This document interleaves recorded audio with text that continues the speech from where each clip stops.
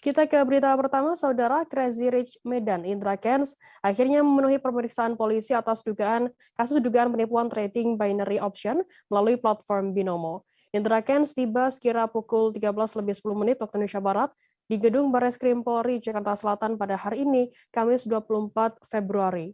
Indra Kents terlihat juga mengenakan kemeja dan topi berwarna hitam. Untuk mengetahui bagaimana kondisi di Barreskrim Polri saat pemeriksaan Indra Kents, saat ini kami sudah tersambung dengan jurnalis dari tribunnews.com, ada Iqman Ibrahim yang akan melaporkannya. Silakan laporan Anda, Iqman. Memang tadi benar Crazy Medan semua alias Indra di pemeriksaan Barreskrim Polri atas statusnya sebagai saksi dalam dugaan penipuan berkedok trading binary option melalui platform Binomo.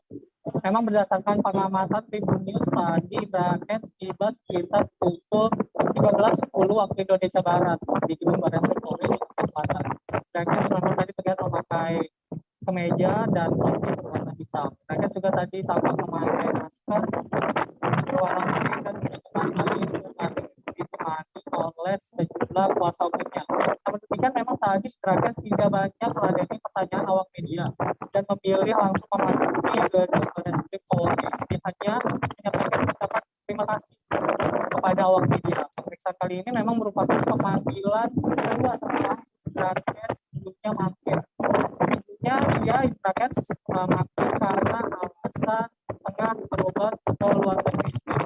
Sementara itu tadi Barreskrim Polri menyampaikan bahwa pihaknya bakal menentukan nasib Crazy Rich Medan seperti itu Indra Kents dalam dugaan kasus penipuan berkedok binary option pada sore ini gitu.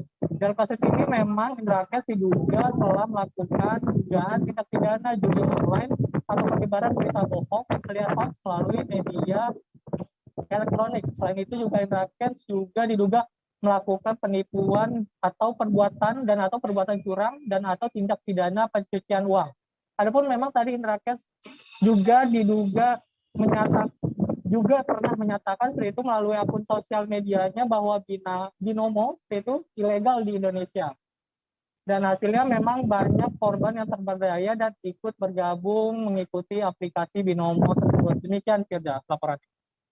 Baik, terima kasih rekan jurnalis dari tribunnews.com Iqman Ibrahim atas laporannya. Nanti akan kami tunggu kembali update terkini dari laporan mengenai kasus yang menjerat Indra Kents.